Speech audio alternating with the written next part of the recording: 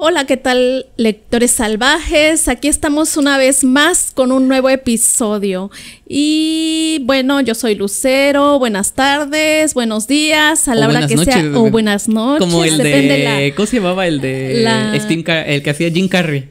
El que decía buenos días, buenas tardes y buenas noches. No es el de... Que es todo fingido, o sea que... Truman Show. Truman Show. Ajá. Sí, bueno. Continúa, Lucero. A la hora que sea que nos estén escuchando, muchas gracias por estar aquí, por continuar viendo Los Lectores Salvajes.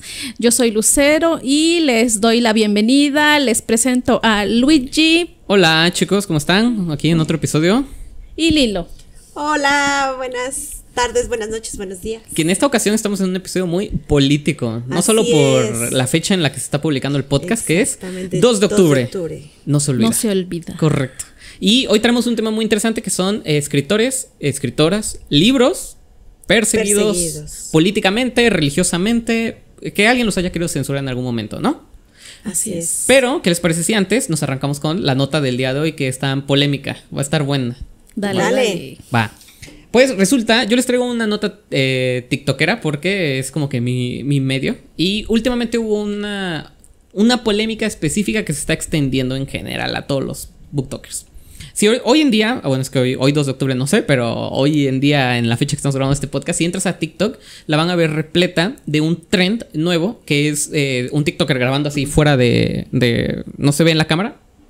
Así, y empieza a decir así cosas como de que ¿qué onda con los booktokers que hoy en día ya no leen los libros, únicamente los presentan por sus estampas bonitas y porque están muy caros, ¿no? Y ya regresa a la cámara y dice, ¿quién dijo eso, no? Es como el trend que está ahorita sí, lo he visto, que es como que lanzas la piedra hacia temas muy polémicos y entonces ya entra a sacar todo lo que trae en su pecho y luego... ¿Quién dijo eso? Que de hecho eso es un trend que sale de otros lados, o sea, otra gente. Eso no sale del burro de Shrek. Creo sí. ¿Quién dijo eso? No fue el burrito. Oye, puede ser, ¿eh? Puede ser. Viene de otro rubro y lo trajeron a TikTok. Bueno, pero ese trend se está haciendo especialmente famoso en TikTok porque una booktoker famosa estadounidense, no vamos a mencionar arrobas, aunque si lo buscan en TikTok la van a poder encontrar. Sí, no sé, puede ser. Pero reseñó un libro en Goodreads. ¿Cuál es el problema? 2 específicos. El primero, el libro que reseñó, así que puso, ya lo leí, 5 estrellas, no era el libro, que la reseña no correspondía al libro. O sea, en Goodreads la estampa del libro sí era la que le dieron, la reseña que ella puso era de otro libro, ¿no? Segundo, ni siquiera eran temáticas parecidas. Uno era fantasía, el libro que a ella le dan es pues fantasía por completo, y ella empieza a reseñar como un libro de terror, ¿no? Y empieza a poner así como, no, sí, la escena de los cuervos me dio mucho miedo porque el castillo, y entonces la gente le empezó a comentar ahí en el propio Goodreads de qué cuervos, qué castillo, de qué estás hablando, ¿no? O sea, como que esto es de elfos y cosas así fantasiosas. Tú estás hablando aquí de que estuvo muy tétrico y que estuvo muy serio, y entonces pues la gente se empezó a dar cuenta que la chica pues no había leído el libro, ¿no? Si mi estimada Andy nos autoriza a colocarles el sticker que hicimos de ella, pero correcto. Sí les... Y va a estar apareciendo ahí. Aquí. Exactamente. Que el otro problema es que literalmente aplicó la de ChatGPT al final de su reseña, casi que dice, y si quieres más contexto con respecto al libro, tú dime y te lo escribo, ¿no? Sí. No inventes. Sí, o sea, le pasó ya lo de peor. Y bueno, entonces la polémica en general está con que ¿qué tan confiable es hoy en día seguir la reseña de los booktokers? ¿Ustedes qué opinan? Yo aquí me estoy botando la piedra mismo, pero por eso digo, ¿ustedes qué opinan? Es algo súper triste, la verdad. Estamos en una época en la que desafortunadamente las redes sociales son tan hambrientas de contenido que constantemente estás generando material para subirlo, ¿no? Ahorita que empezamos con este grupo, justamente nos hemos dado cuenta de eso, ¿no? De que, bueno, ¿y cuándo suben video nuevo? ¿Y cuándo van a subir más reels? ¿Y cuándo van? Sí. La verdad es que conlleva tiempo, ¿no? Y sabemos que hay booktubers o booktokers, ya sé, que se dedican pues tiempo completo, ¿no? Que pues también tienen ya estos compromisos con las editoriales, porque justamente también apenas que vamos arrancando con esto nos vamos enterando de todos estos trapos sucios, ¿no? Entonces hay problemas legales detrás, booktokers que se están demandando entre ellos por las editoriales, o que se quitan seguidores por una u otra cosa. Desafortunadamente, pues se desvirtúa, ¿no?, el objetivo principal, que es promover la lectura. Sí, y que también me pongo a pensar que el medio tradicional para enterarnos de reseñas de libros, pues eran los periódicos, ¿no? O incluso siempre como que en un libro actual tú lo volteas atrás y dices así como, el mejor libro de la historia de Washington Post, ¿no? O sea, el mejor libro New York Times. Entonces a mí me gustaría hacer la pregunta, por ejemplo, Lucero, ¿de dónde tú dirías si esta es una reseña confiable? O sea, porque hoy en día que estamos en la época de la desinformación, tener medios de información confiables es difícil. Yo, no sé, ustedes, uno que a mí sí me da buenas recomendaciones es un chico chileno que nunca muestra su cara, solamente muestra su librero, pero no me acuerdo de su nombre. A lo mejor por aquí está apareciendo ahorita. Es un youtuber, él solamente sube de YouTube y es muy famoso, pero se me hace que ustedes van a poder decir mejores recomendadoras o recomendadores. Bueno, yo no consumo TikTok mucho. Instagram más o menos, en donde lo que yo consumo más en cuanto a contenido literario son los podcasts. Ok, entonces hay podcasts de confiabilidad. Sí, escucho, por ejemplo, muy popular La Cháchara Literaria, ¿no? Okay. Pero en ese bien que te das cuenta, bueno, te lo dicen, de hecho, les llegan todos los libros que les mandan las editoriales y se leen. Magali lo ha dicho, que se lee las primeras 4 páginas o si le engancha 20 páginas de cada libro que le llama la atención. O sea, les llegan tantos que no pueden. Sí. Que no, o sea, y sí te están recomendando libros que no han leído, pero después si lo leen en otro episodio, vienen y te cuentan más sobre el libro, y ya te dicen si le gustó o no le gustó, pero se me hace, o sea, se ve honesto que te están diciendo no lo leí o sí lo leí. Otro que yo escucho se llama Biblioteca Personal, que es de una colombiana. Ese también me gusta porque los mismos autores que ella entrevista hacen recomendaciones o ella misma les pregunta, tiene una sección al final, ¿y qué libro estás leyendo? ¿O qué libro nos recomiendas? ¿No? Porque esto es un podcast literario, entonces hacen recomendaciones o ahí el mismo autor, a ti te dan ganas de leer porque está comentando su obra, su contexto. Sí, a mí me gusta ese tipo de contenido más detallado, o sea, así que en un TikTok y me digan en unas pocas líneas, o sea, no voy a leer un libro porque me lo digan así. Sí, estoy de acuerdo en que TikTok específicamente se ha vuelto muy inmediato y ya tienes que hacer reseñas de 6 segundos, pero ahí es donde yo aquí meto el sponsor. ¿Dónde está mi cámara? Aquí está mi cámara. Yo hago reseñas de libros en TikTok y los tuyos son largos, son videos largos. Los míos, de hecho, hasta creo que el formato no encaja tan bien en TikTok, ¿no? A lo mejor debería estar en YouTube o Instagram, pero yo los prefiero así. Sí. Yo me puedo poner Instagram, a ver un video completo de los que tú pones, porque para mí es una recomendación amplia, ¿no? Esa es una reseña completa. Pues sí. Instagram te pone la limitante de 90 segundos. ¿Ah, junto sí? Con Facebook, sí. Órale, no sabía eso. Pues yo, fíjate, de otro... Magali es La Nena Monstruo. Así es. Ajá. De La Nena Monstruo, sus últimas recomendaciones, yo la verdad no la seguía, apenas la empecé a seguir en Instagram. Sus últimas recomendaciones me han gustado. El de Casu, o sea, se me hizo interesante, hasta me dan ganas de comprarlo. Y antes del de Casu apenas subió uno de estos que hacen convenios con los de la UV y todo eso, y se me hizo como, o sea, sí me enganchan las recomendaciones que tiene ella. El del cielo en la selva. Creo que sí era ese, ¿verdad? Esa fue recomendación de Magali. Y justamente para la reunión de literatura, Francisco la leyó y nos la contó. Sí, con razón sabía yo que por ahí ya lo habíamos visto, sí, que me gustó tanto. Y yo, bueno, el último recomendador que yo así pongo bastante bueno sello de calidad es un youtuber que se llama Javi Pons. Javi Pons solo sube colecciones de revista. Y ojo, él no reseña el libro. A veces sí, a veces te dice, no, el libro estuvo chido, no estuvo chido. Pero como son clásicos, ven esos, la colección de clásicos de Julio Verne, clásicos de la historia universal, etcétera. Lo que él te recomienda o lo que él viene a dar es que la tapa sí es pasta dura, sí son hojas de buena calidad, sí vale su precio. Entonces yo me informo mucho con Javi Pons y él es muy, muy bueno para eso. Quien a mí también me gusta, porque sus videos igual son largos cuando te reseña un libro, es Jan de Trotalibros. Ah, sí. Y de ahí también, si quieres recomendaciones de clásicos, está María de Solo Clásicos, que su canal es de puros clásicos. ¿Mande? El Café de Mendel. Ajá, ese ya saca muy esporádicamente el podcast. Ay, pero a veces veces también son medio pesaditos, ¿no? De hecho, eso está bueno, sí, se quejaron mucho cuando salió lo del premio Nobel de Han Kang. ¿Ah, no les gustó Han Kang? No, hablaron pestes y que cómo era posible, que básicamente solo se lo daban porque era mujer, porque había muchísimos escritores coreanos muy buenos. Y dices, bueno, o sea, pero al final de cuentas, creo que debemos de tener este criterio de poder tomar lo que sí nos sirve y lo que no, pero ¿cómo formamos ese criterio? A través de la lectura. Es lo que te iba a decir, ¿sabes si ya habían leído a Han Kang para cuando hacen esa crítica? No, dijo que no. Ay, pues es que... ¿Cómo no, te atreves? Ya se había leído uno de Han Kang, me parece. Pero José Carlos no. Jan se había leído uno y dijo que no le gustó. Que no le había gustado. Yo genuinamente, aquí lo digo frente a la cámara, Han Kang para mí es la mejor escritora asiática, así lo digo, y aunque salgan con su... Haruki Murakami. Pero Murakami es más un meme. Yo creo que bueno, si lo respetan como escritor está bien. A mi parecer es más un escritor bestseller tipo Stephen King. O sea, son buenos escritores, pero para mí están muy lejos de la literatura, la alta literatura.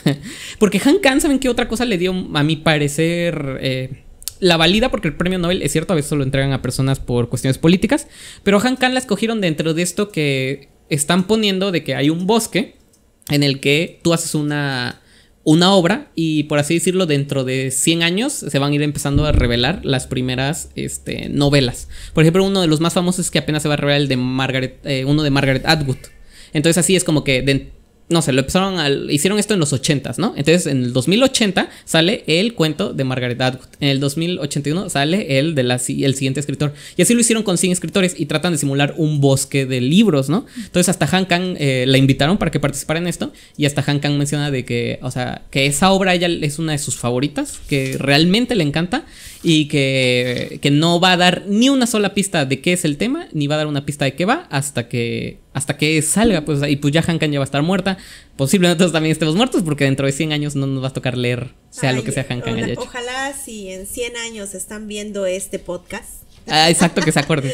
Y por supuesto, el mejor medio de confianza que pueden tener para literatura es Los Lectores Salvajes. Así es.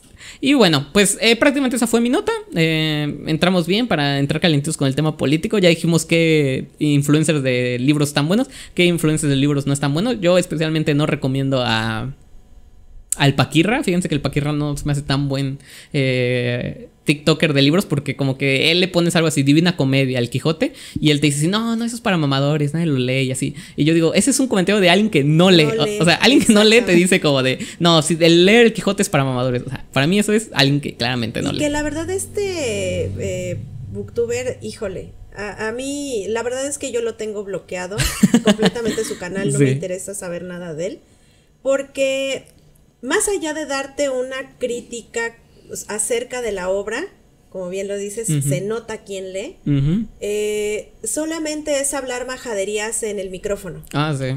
Y aparte también recientemente tuvo un problema, no sé si incluso legal, con Valentina, la de Librero de Valentina. Sí. Que miren, yo puedo entender que a lo mejor como personas a veces no conectamos, ¿no? Hay algo, ¿no?, que no nos permite hacer esa química para poder platicar, pero desafortunadamente la forma que él usa para hablar mal de Valentina, porque habla mal de su obra y puede ser a lo mejor no un buen libro, ¿no?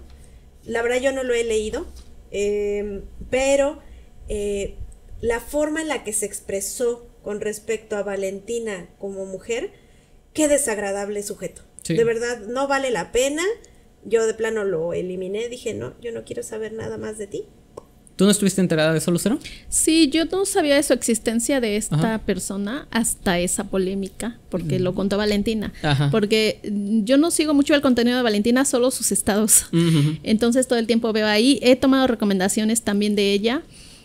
Yo tomo recomendaciones de ella sobre todo para audiolibros. Ah, ok, sí. Y me enteré porque ella publicó un video sobre todo eso que había pasado. Sí, a mí en específico estoy exactamente igual que menciona Lilo. Me parece que cualquier persona con criterio, ya dejando de lado el ámbito de los libros, o sea, cualquier persona con criterio sabe que, no sé, al chef lo voy a juzgar. La neta te salió horrible tu postre, o sea, está pésimo. Pero de decir, pinche chef no sirve para nada, es un tonto, es un menso, es un ignorante y además esto, ya con rasgos misóginos, porque lo hizo específicamente hacia cosas de Valentina. Sí, es como de, o sea, ahora sí que no juntes cosas que no tienen nada que ver. Que le costó su cuenta de TikTok. De hecho, él hoy en día no tiene, bueno, no sé cuántos seguidores tenga, pero la cuenta que tenía así grande de seguidores, no sé, 250,000 seguidores, ya no la tiene, se la quitaron. La perdió por completo por violencia de género, prácticamente, por así decirlo. Qué bueno, estuvo bien para que ahí vean otros antes de meterse en ese tipo de polémicas por ganar seguidores. Por eso tiene otra, pero estoy seguro que no ha de llegar ni a los 100,000 seguidores. Sí, sacó otra. Esa fue la que yo dije, vale. Sí. Y bueno, pues con esto cerramos la parte de la nota literaria y ahora sí nos arrancamos con escritores, escritoras o libros que hayan sido perseguidos política o religiosamente a lo largo de la historia. Porque como sabrán, hoy estamos en una fecha muy importante para México en la cual hubo represión específicamente a los estudiantes por manifestarse políticamente, pero no vamos a ahondar en eso porque traemos un libro específicamente de eso. Entonces, ¿quién dice yo? Y se arranca con el primer libro diciendo que vamos a dejar, ¿qué les parece? Si el del 2 de octubre, como para más adelante. Va. ¿Tú, Lucero? Va. Bueno, yo les traigo los versos satánicos. Ahí se ve bien, ahí se ¿verdad? ve, sí. Bueno, este es Salman Rushdie. Es un escritor que fue perseguido por escribir este libro de los versos satánicos. Bueno, él es un escritor que nació en India. Es de origen indio y de nacionalidad británico-estadounidense. Su literatura, o sea, no fue su primer libro, fue por el que se levantó la polémica y se hizo súper famoso, ¿no? Pero su literatura está basada en crítica de temas políticos y sociales. Ok. Entonces, su literatura es como que la versión eurasiática del realismo mágico. Mira, interesante. Sí, eso es lo que él escribe. Entonces, este libro de los versos satánicos fue publicado en 1988. Es conocido el hecho de que por escribir este libro, a él una autoridad religiosa del Islam le dictó una fetua, que es como que un ordenamiento divino que dice que cualquier musulmán tiene el poder, el deber divino de asesinarlo. Está densísimo esa parte. Sí, entonces es una sentencia de muerte la que le hace a él, pero imagínate, en todo el mundo hay musulmanes, o sea, estamos hablando de una prisión de todo el mundo en la que lo pusieron al escritor. Que mira, antes de continuar esa parte, a mí me gustaría hacer una pregunta en la mesa. ¿Ustedes han tenido la oportunidad de conocer a alguien que ejerza, ya sea ya que profese el Islam o que tenga familiares que lo profesen? ¿No? ¿Nunca han conocido? No. Yo tuve un acercamiento en la Universidad Veracruzana. Teníamos un compañero que o sea, profesaba el Islam y de hecho hasta eso me sorprendió. La UBS estaba muy preparada para admitir, ¿cómo decirlo? Para permitir el espacio a todos y hasta tenía sus espacios en los que pues él tenía que salir a rezar a tal hora en específico, orientado hacia tal parte en específico, porque no sabían eso, que los musulmanes tienen que rezar específicamente hacia donde está la mezquita, que ya se me olvidó cómo se llama. Entonces está denso esa parte porque al menos la persona que yo conocí fue muy diferente a como yo tenía pintado a los musulmanes, o al menos a la gente que profesa el Islam. Pero me queda claro que ese sí es un Islam sobre todo más radical, ¿no? Sí, bueno, ¿de qué va los versos satánicos? Esta novela es como una sátira a la historia de la escritura del Corán. Entonces tiene referencias históricas, o sea, te contiene referencias históricas reales que él los mezcla con su ficción. Entonces, básicamente lo que a esta persona, que el Ayman, o sea, un Ayman es un líder espiritual, bueno, es un ayatolá, que es un título ayatolá de alto rango islámico, en este caso son chiitas.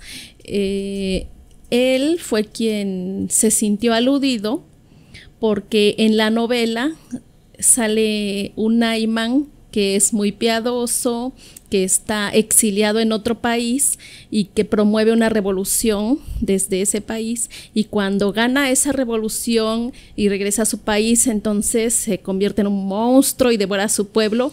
Eso viene aquí en la novela. Él se sintió aludido, para él lo estaban describiendo porque fue lo que él hizo. Sí.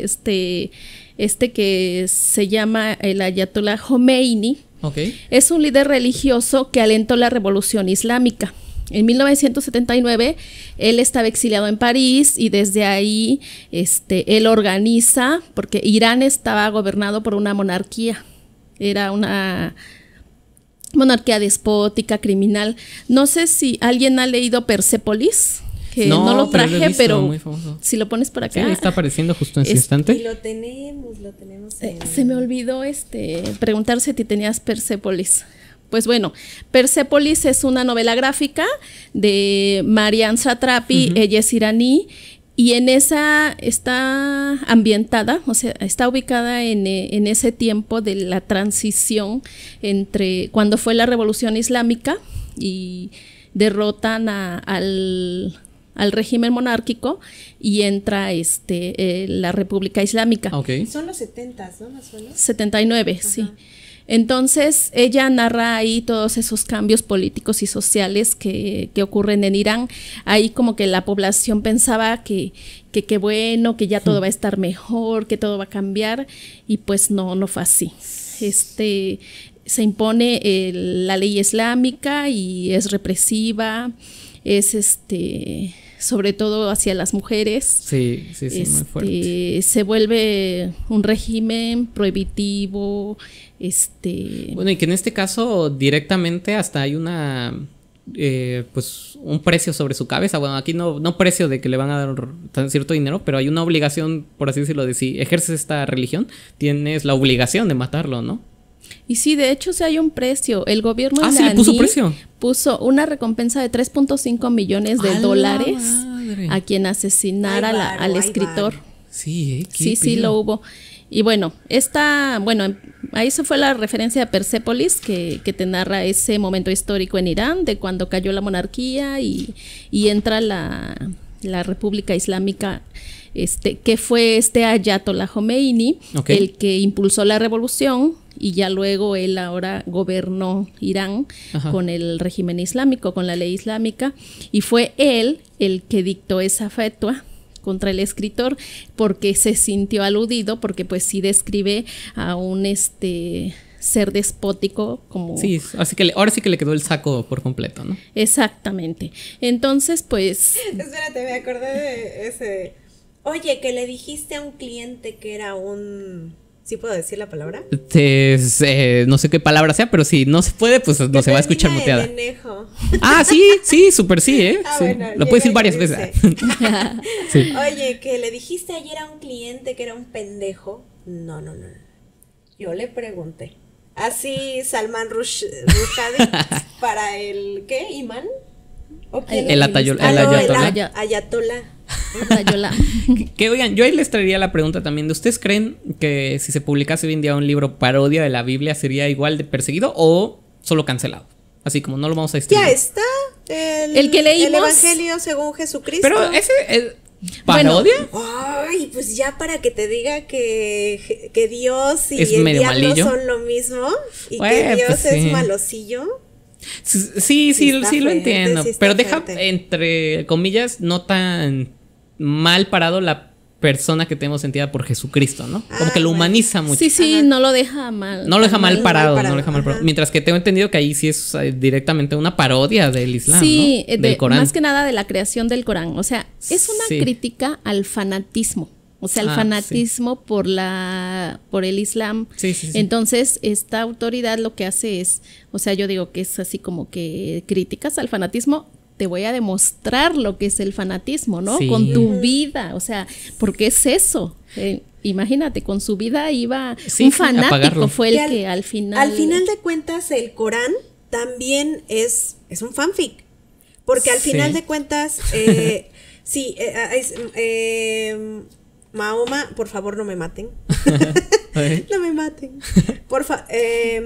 Mahoma, 500 años después de Jesús, se da cuenta de que la religión islámica no prospera porque no tienen un libro que rija las reglas y leyes que deben mantener. Sí. Y entonces, justamente ves que empieza a hacer todo ese relajo, pero si tú te metes a checar así como en... Ay, ¿cómo se llaman estos que creen en los extraterrestres y que te cobran ¿terraplanistas? por ir? No, que te van cobrando por ir subiendo en el nivel de la religión, que está Tom Cruise. Ah, sí, el cientificismo, ¿no? Los cientólogos. Los cientólogos, creo que sí. Ah, pues va por el mismo lado. Si tú vas leyendo el Corán, son puros debrayes de este señor, la verdad. Sí, mira, ahora sí que para ponernos en contexto, un poco de contexto religioso, existía primero el judaísmo, ¿no? Luego el cristianismo, y ya como dicen, tenía un antecedente el islamismo, pero entonces viene Mahoma,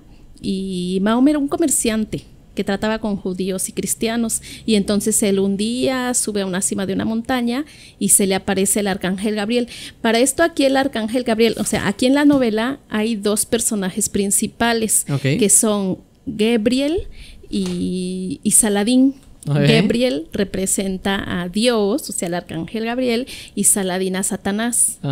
Entonces, el contexto que les explicaba, el arcángel Gabriel tiene una importancia en las tres religiones, porque pues en el cristianismo fue quien le anunció a María el nacimiento de Jesús. Correcto.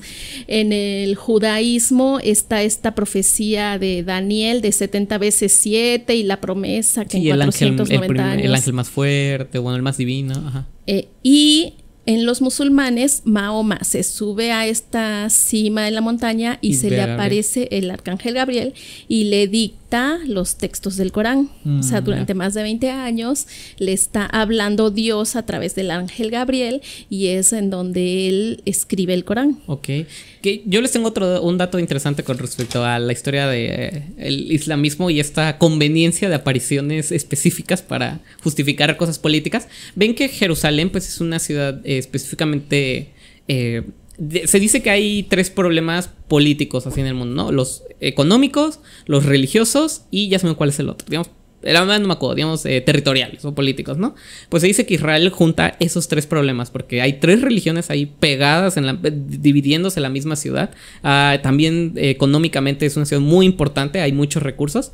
Y bueno, el chiste es que primeramente solamente había 2 religiones, el judaísmo y el cristianismo, que se peleaban porque ven que ahí está el Santo Sepulcro y el Muro de los Lamentos.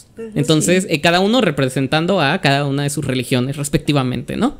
Pues, justamente también está esta es que no sé cuál es el nombre, disculpen ahí, pero es un cuadrado negro con una parte dorada abajo que es como una de estas mezquitas, no sé si se llama la mezquita, tiene un nombre esa mezquita, a ver si ahorita lo pueden encontrar. La Meca, está la Meca. Sí, la Meca. Justamente con respecto a lo de la Meca, es que no me acuerdo si es la Meca. Bueno, el chiste es que ellos tienen ahí una reliquia famosa, que creo que es como si tuvieran las tablas de los 10 mandamientos, pero no estaba ahí, o sea, eso nunca estuvo en esa ciudad de Israel. Un día, de la nada, de repente los islámicos se les hizo muy conveniente decir, no, ¿sí saben qué? Nuestra reliquia sí existió, y es más, sabemos dónde está. Ahí, o sea, está en Jerusalén, o sea, justo ahí. Y entonces, pues ahí entonces empieza esta parte de, pues, cómo se junta la religión muy convenientemente para poder dividir políticamente, pues, cuestiones económicas. Ahorita que estás mencionando eso, no sé si ya han leído este libro del El problema de los 3 cuerpos. Sí. Que justamente te habla de un sistema solar que tiene 3 estrellas y que están juntas. Entonces la forma en la que se maneja la gravedad en ese espacio es muy complicado de calcular, ¿no? Cómo va a operar. Entonces los planetas que están aledaños a ese sistema pues tienden a desaparecer pronto, pero si no mal recuerdo, en uno de esos planetas se forma vida, ¿no? Correcto. Y son los que tienen que llegar a nuestro sistema. Reciben estas señales de las ondas que hemos mandado, con señales de radio, interpretan dónde estamos y entonces dicen que van a venir según ayudarnos primero, ayudarnos, ¿no? Pero en realidad es a salvarse. Pero toda esta alegoría del problema de los 3 cuerpos se me hace el tema de las tres religiones convergiendo en un mismo espacio, ¿no? Y está, para empezar, hay una serie en Netflix del problema de los tres cuerpos. Del mismo libro, ¿no? Del mismo libro. Es una saga, creo que es una saga. Es una saga. No sabría decirlos de cuánto, pero sí. Y justo, físicamente ese es el mayor problema, que en un sistema solar sí puede haber dos cuerpos oscilando juntos, pero que haya tres es donde tarde o temprano van a colapsar. O sea, un cuerpo va a chocar con el otro. Entonces es por eso que ellos sabían que su sistema estaba condenado a la muerte. O sea, en un momento uno de ellos iba a colapsar. Ya investigué y se llama La Roca, la mezquita de La Roca, así se llama, la que convenientemente pusieron los islámicos en Jerusalén, ahí en ese instante. ¿Y saben qué tan importante es la parte de Jerusalén? Si no se acuerdan como gran problema que hubo, que cuando empiezan a dividirse, a ver, de aquí a aquí es de cristianos, de aquí a aquí es judíos, de aquí a aquí es islámicos, justamente había una iglesia que no estaba bien definida con respecto a si era parte del territorio de los judíos, de los cristianos o de los islámicos, y no podías mover nada. O sea, los tres grandes, el ayatolá, creo que hasta el papa del lado de los cristianos, y no sé cuál sea el rabino más importante de los judíos, estaban en una reunión y estaban definiendo realmente cómo vamos a dividir esto, porque incluso no podías pintar nada. O sea, tú no podías pintar tu casa de un color, porque pues ya saben, si lo pintas de azul, que es judío, que lo pintas de rojo, pues que es cristiano, que si lo pintas de verde, que es islámico. Ahora sí que estaba muy cabrón eso. Y pasa el problema de que había una escalera, no sé si conocen esa historia, ¿no? Había una escalera en una ventana.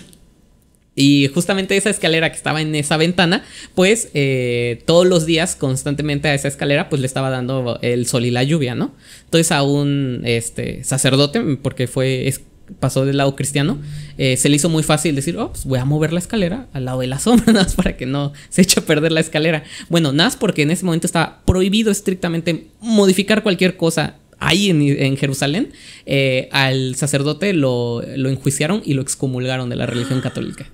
Sí, o sea, solamente por mover esa frase. Así de denso está geopolíticamente Jerusalén. O sea, por acomedido. Sí, o sea, si tú le haces algo al Muro de los Lamentos, al Santo Sepulcro o a la Roca, seguramente te maten. Oye, sí y apenas, ¿no ves que fue vandalizado el Muro de los Lamentos? No tenía idea. Les escribieron ahí, hay un genocidio en Gaza. No mames, pero que así, verdaderos revoluciones, porque eso te cuesta la vida, Sí. Y o sea, ustedes creen que no, pero hay cámaras en todo Jerusalén. Vamos a poner la foto. En ese instante, ahí. Aquí. Sí, o sea, ustedes creen que no hay cámaras, pero en Jerusalén, no, hombre, tú tiras una basura y te van a encontrar de dónde eres, de dónde vienes, cuál es tu código postal.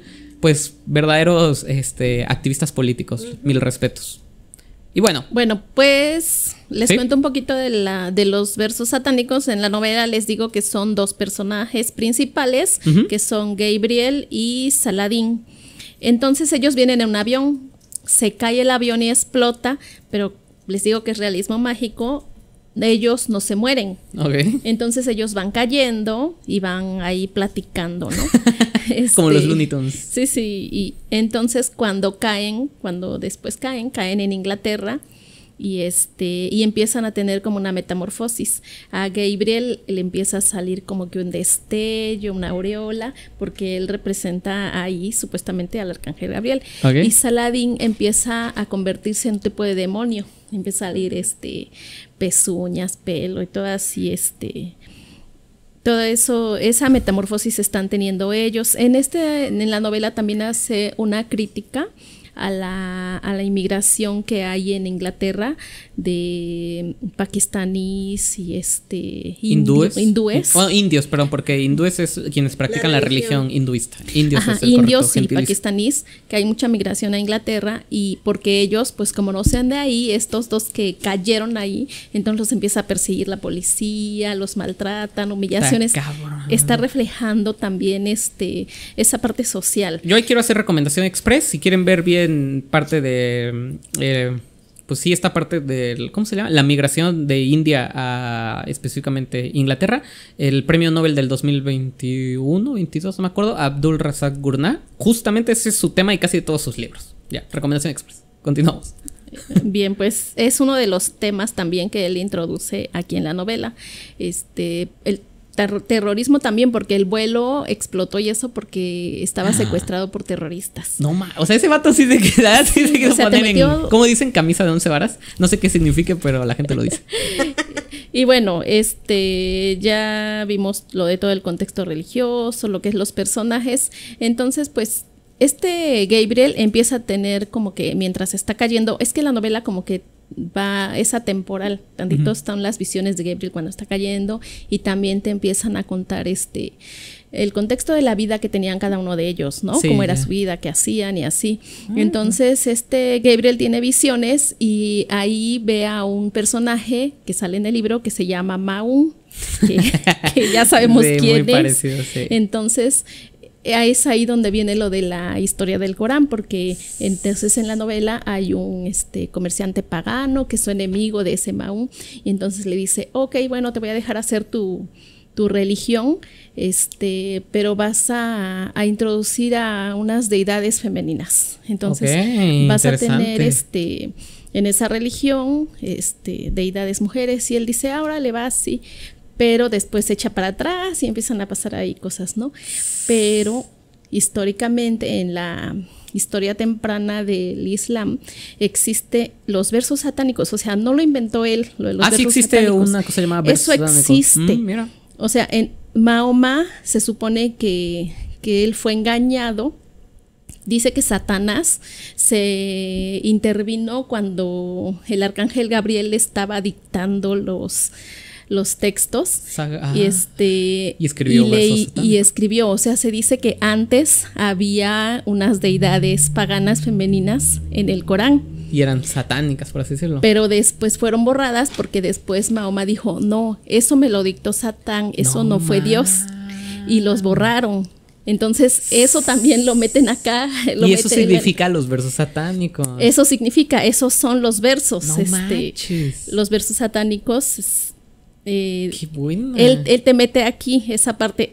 Hay quien dice, puede haber estudiosos del Islam que dicen que eso no existió realmente, ¿no? Sí, como los evangelios apócrifos, ¿no? Que dicen del catolicismo. Ándale, pero pues es parte de la historia del Islam, los versos satánicos. Sí suena cañón. De hecho, siento que toda esa parte de el Islam, meterse justamente con la parte femenina, es también, o sea, si ya le estabas picando con parodiar su religión, ponerle la parte de femenina, que como sabemos ha sido muy oprimida en la parte del Islam, es como doble piquete de costilla, ¿no? Bueno, en el judaísmo también. Claro. Tenemos la figura de Lilith. Sí. Se supone que, no se supone, en el, ¿cómo se llama el libro judío? Ay, sí, ¿cómo se llama el libro Torá. judío? La Torá. En la Torá se habla acerca de, dentro del Génesis, se habla de una parte en la que Adán y no fueron Adán y Eva los primeros, sino que fueron Lilith y Adán. Hace primero a Adán y luego hace a Lilith, pero los hace del mismo material. Sí. Pero en el momento en el que Dios le dice a Lilith que tiene que someterse a lo que diga su marido, dices, sácate por ahí, yo, ¿por qué si somos iguales, no? Exacto. Entonces ella decide irse, supuestamente en la Torah, y los demonios que conocemos son son engendrados, son descendencia de Lilith. Sí, de hecho, se tenía la creencia de que esta muerte de cuna que a veces suele ocurrir es provocada por Lilith, que Lilith llega y se lleva a los bebés. Que fíjense que, o sea, sé que es algo delicado, es especial la muerte de cuna, pero cuando yo estaba en enfermería había mucho, nunca vimos una muerte de cuna, jamás, pero siempre había era como un gag recurrente, no con bebés, sino con gente normal, así que veías al viejito acostado y de repente decían, oye, ¿qué onda con el viejito? Ya lleva más dormido el tiempo, y decían así, le dio muerte de cuna, pero era broma, la gente estaba bien, no le pasaba nada, ni siquiera era gente en cuidados intensivos, solamente era alguien ahí gracioso. Era un gag recurrente y se me hace que casi todos los hospitales, así que ahora ya saben eso. Y bueno, miren, les quería mostrar lo de la escalera,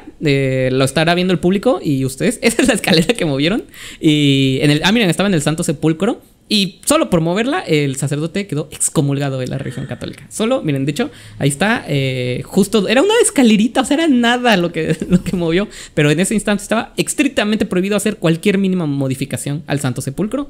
Y pues valió y cheto. Se va.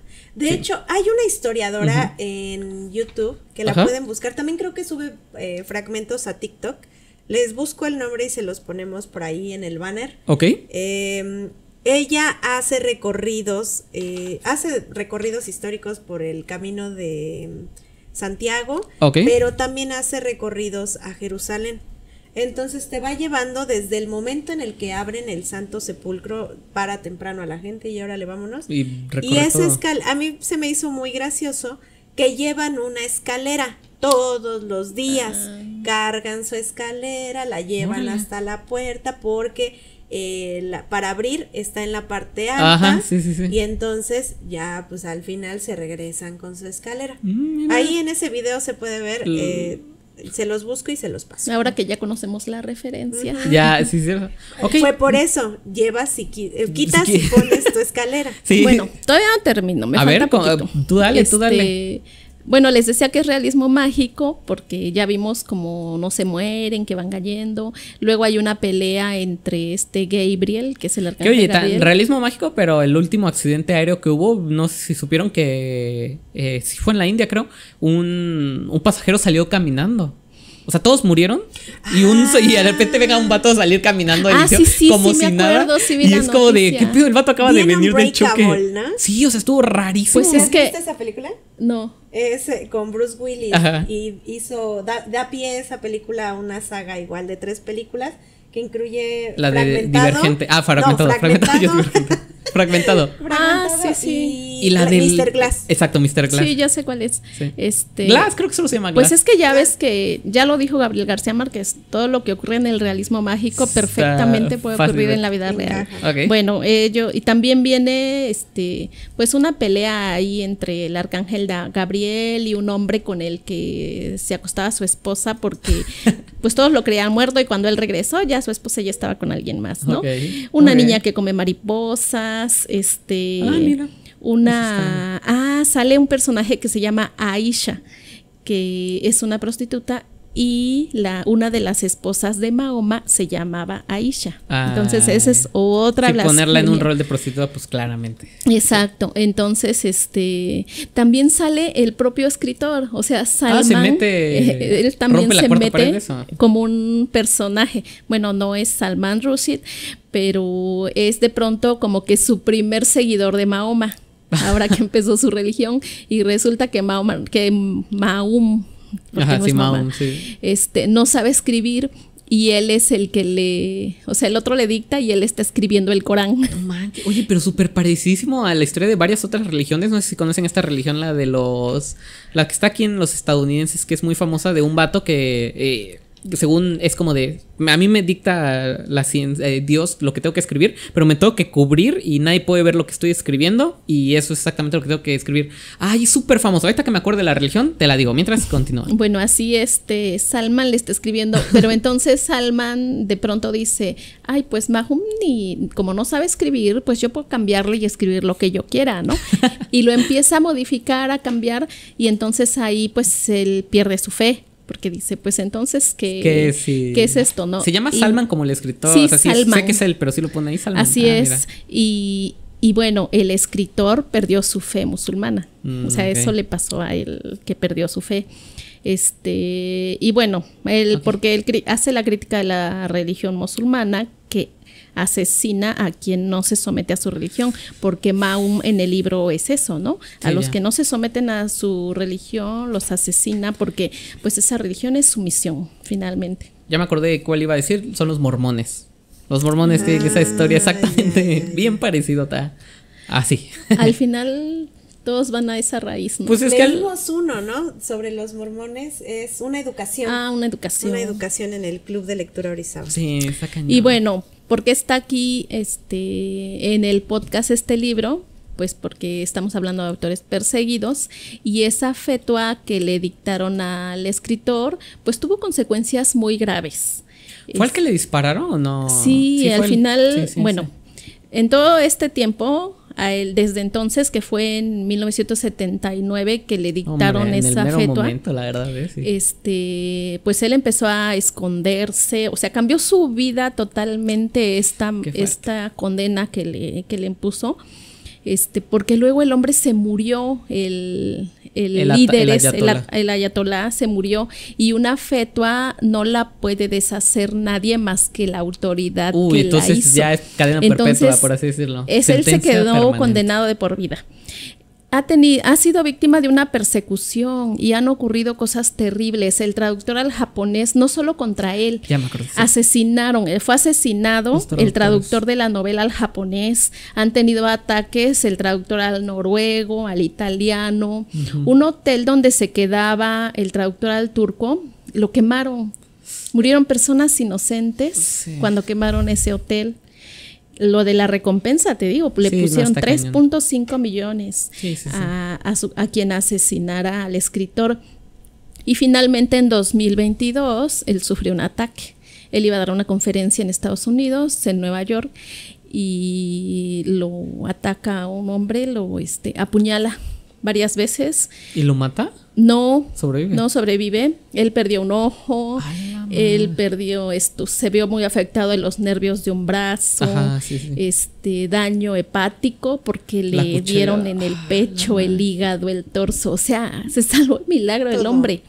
No manches, qué fuerte. Y hubo consternación, o sea, en todo el mundo hubo consternación y manifestaciones hasta de líderes por esta persecución religiosa. O sea. Porque todos estos años fue por violar su libertad de expresión de él, ¿no? Porque finalmente es un derecho humano. Sí.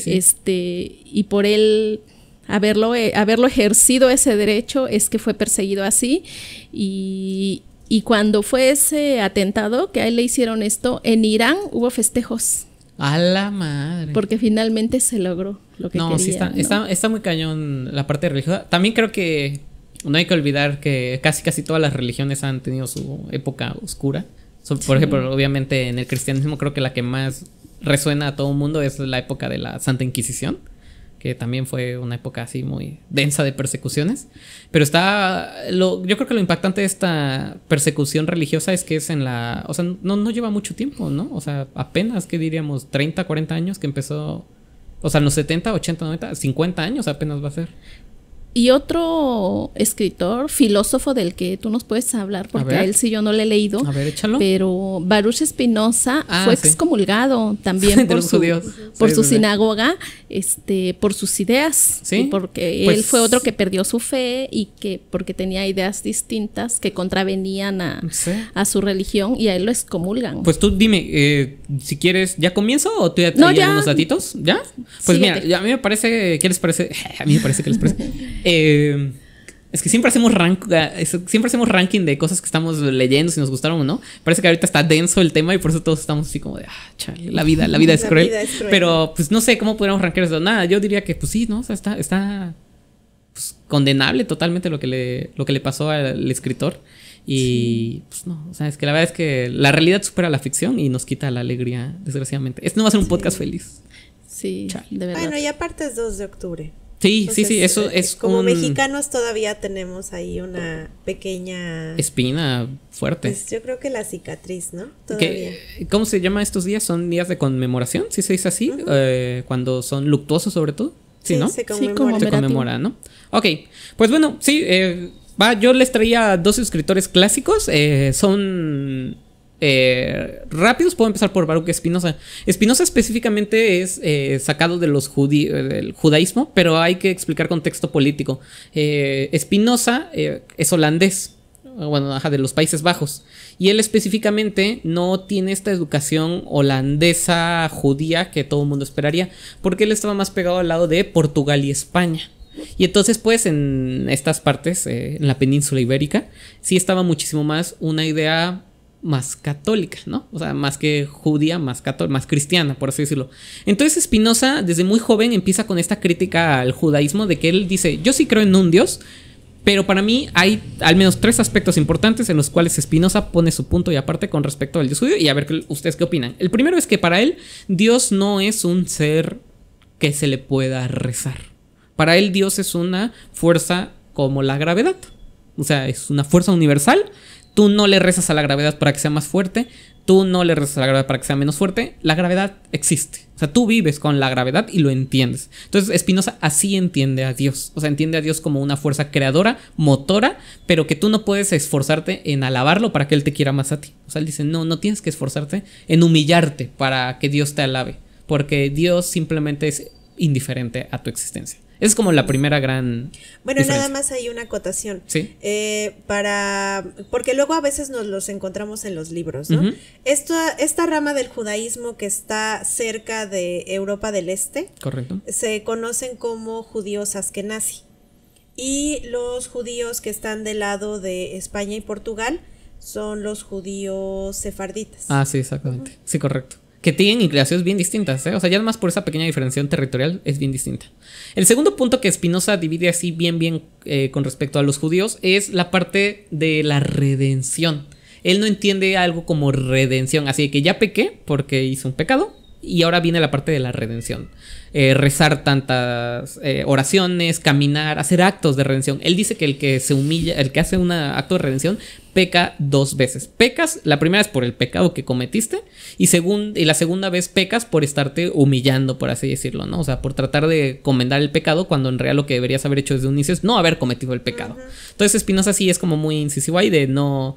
Pues quita prácticamente todas estas armas políticas de la iglesia para controlar masas. Que es como de que ya pecaste, algo que todos los humanos hacen. O sea, era casi imposible que un humano no pecara. Entonces, si ya pecaste, tienes que venir a mi iglesia y depositar tanto dinero, ¿no? O sea, obviamente es una... Me lo estoy inventando, es un poquito muy específico. Sí, o sea, cuestionó la autoridad. Sí, exacto. Cuestionó directamente de los judíos. las armas políticas que tenía la religión. Y bueno, el último dato importante que Spinoza divide del el dios judío al dios que él entiende como el verdadero dios, pues es esta parte de que no hay algo después de la muerte. O sea, para Spinoza lo deja claro, él entiende que después de la muerte, cuerpo y materia, o sea, mente, alma, cuerpo, todo es igual. Una vez que se acabó el cuerpo, el alma, por así decirlo, se libera, él sí entendía algo como alma, pero que esa alma... Lo que tú entiendes como memoria, lo que eres, es cuerpo y alma. Si el alma se crea en otro cuerpo, ya no eres tú, ya no te vas a acordar de eso.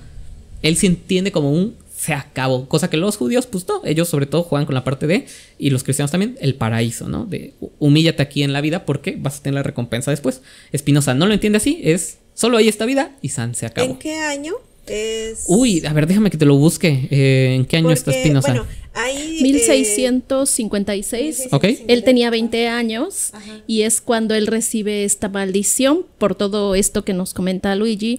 Es un libre pensador, su Del mente 32 al inquisitiva. 77. Entonces a él su religión lo excomulgan y le imponen una maldición que es que no puede hablar con ningún judío. Ningún judío se puede acercar a él ni hablar con él. A 2 metros de distancia no pueden acercarse a él ni él puede hablar con nadie. ¿Estuviste en el último club de lectura de filosofía? No. No. Bueno, ese día yo llevé a Spinoza y leímos la excomulgación de Spinoza. No me acuerdo tal cual, ahí la leímos de entera, pero literalmente es una parte en la que dice así de todas las maldiciones que hay en el libro de las leyes, o sea, la Biblia, bueno, en ellos, ¿cómo habíamos dicho? La Biblia de los judíos. La Torá. La Torá. La Torá. Todas las maldiciones que vienen escritas en el libro de las leyes sean recaídas sobre Baruch Spinoza, ¿no? Y después te dice, maldito él, maldito su descendencia, maldito con quien se lleve, prácticamente, o sea, así, o sea, empieza... O sea, es tanta la cantidad de ira que te sorprende. Ese es una clave de las religiones, ¿eh? Una vez que tú sales de este círculo, yo siempre las he visto como un club social. Entonces, una vez que tú rompes esas reglas de ese círculo social, eres expulsado y pues encapsulado. O sea, ya nadie debe de tener contacto contigo, nadie debe relacionarse ni tener negocios contigo, porque entonces se pasa, ¿no? Ese pecado hacia ellos. Y, híjole, qué feo para pues aquellos que son sometidos a este aislamiento. Hay muchos casos registrados de gente, por ejemplo, que habla acerca pues de que salieron de la luz del mundo, de los testigos, y que justo es este hostigamiento a través de la ley del hielo. Pues no nos vamos tan lejos, ¿sabes qué religión lo hace muy seguido? Los testigos de Jehová. Yo que tengo familia, mejor dicho, practicante de esta religión, sí me ha tocado ver cómo es que fulanito ya no le podemos hablar porque ya se salió de la religión. Yo no lo profeso, yo no lo profeso, ni mi familia lo profesa, pero son tíos, abuelos que sí lo hacen y sí te quedas así como de, o sea, ¿qué onda? Nada más porque ya no profesa la religión, ya no le hables y Y muchas veces son, o sea, ni siquiera es tema que esté escrito en los libros sagrados, ¿no? Ajá. Sino que son parte de las Sus reglas, políticas de de las ellos. políticas que el hombre ha puesto Sobre lo que interpreta como religión. Sí. Que miren, aquí tenemos una parte de la excomulgación de Spinoza, si quieren la podemos leer. Pero esta parte en específico es la que a mí más se me hace interesante, que dice: maldito sea de día y maldito sea de noche, maldito al acostarse y maldito al levantarse, maldito al salir y maldito al entrar, que el Señor no lo perdone, que su furia y celo se desaten contra el hombre, que todas las maldiciones escritas en el libro de la ley caigan sobre él, que el Señor borre su nombre debajo de los cielos y lo expulse de entre todas las tribus de Israel, con todas las maldiciones del pacto contenidas en ese libro de la ley. Y bueno, y se queda corto porque como verán hay mucho más. Sí lo odiaban. Me sí lo acordé odiaban. de una maldición que trae en el infinito en un junco. Ah, la de la, A la que quien- está en el marco, ¿no? De la puerta de la Ajá. biblioteca de no sé qué monasterio. A quien se atreva a qué, a no pasar devolver aquí. un libro Ah. o algo así contra los libros. Sí, sí, sí. Y bueno, que también me acordé de él. No, contra los ladrones de libros. Los ladrones. Y me acordé el de libros. Mulan, ¿no? Es ahí, el de maldita tu vaca. Ah, no, desdichada sea tu. No, Ay, ¿cómo es lo de tu vaca? deshonrada tú, Ah, deshonrada tu vaca. Deshonrada, sí. Échate, Clarabella. Sí, me encanta esa parte. Pues ahí está. Spinoza, un filósofo, creo que perseguido intelectualmente, sí, obviamente por el judaísmo, pero trascendió. O sea, Spinoza es hoy en día un filósofo bastante conocido, aunque la ética de Spinoza hoy en día es un poquito más, a mi parecer, más parecida a un código de valores, pues eso es ética, ¿verdad? Pero a un código de valores que a una filosofía que realmente trata de explicar el mundo, porque ya pudimos leer el libro de la ética demostrada según el orden geométrico y gracias a Alianza Editorial te muestran los errores de Spinoza, o sea, errores que él pone. Es que no estoy en la de filosofía, pero se llama geométrico porque él te va poniendo todas las leyes así de que esto es bueno, esto es malo, esto es excelso, esto es pureza. Te las va poniendo todas así y se va basando en como si, entonces si solo lo bueno es esto, entonces por ende esto forzosamente tiene que ser excelso, ¿no? Como fórmulas lógicas. Fórmulas lógicas, tal cual son puras fórmulas lógicas. En algún momento, y pues es un librazo, la verdad es muy increíble lo que llegó a hacer Spinoza. En algún momento, pues se cuatrapea, ¿no? O sea, ya ni siquiera se acordó Ahí de una junto cosita. a Luigi va a aparecer el libro de Correcto. Ética de Spinoza, Sí. con un icono de ¿De? perro y un libro. Ok. Perro librazo. Perro librado, me gusta que le hayamos dado ese. Y ya, entonces, pues es más que normal. Hecho por un solo hombre estaba muy difícil. Y bueno, ¿qué les parece si ahora les digo mi otro escritor perseguido? Este es un clásico de clásicos. Sócrates. Chan, chan, chan. ¿No he tenido la oportunidad de escuchar la vida de Sócrates? Supongo que todos hemos escuchado de Sócrates, pero ¿han escuchado la vida de Sócrates? ¿Tú no? Hay un específicamente punto de vista de Sócrates que es contado por Platón. Platón prácticamente nos dice, sí, Sócrates era mi best friend, mi amigo, mi real, y yo te cuento lo que él pensaba, ¿no? Entonces, pues en filosofía hay una tendencia a estudiar más a fondo a Sócrates que solo a través de Platón, porque es el Sócrates platónico.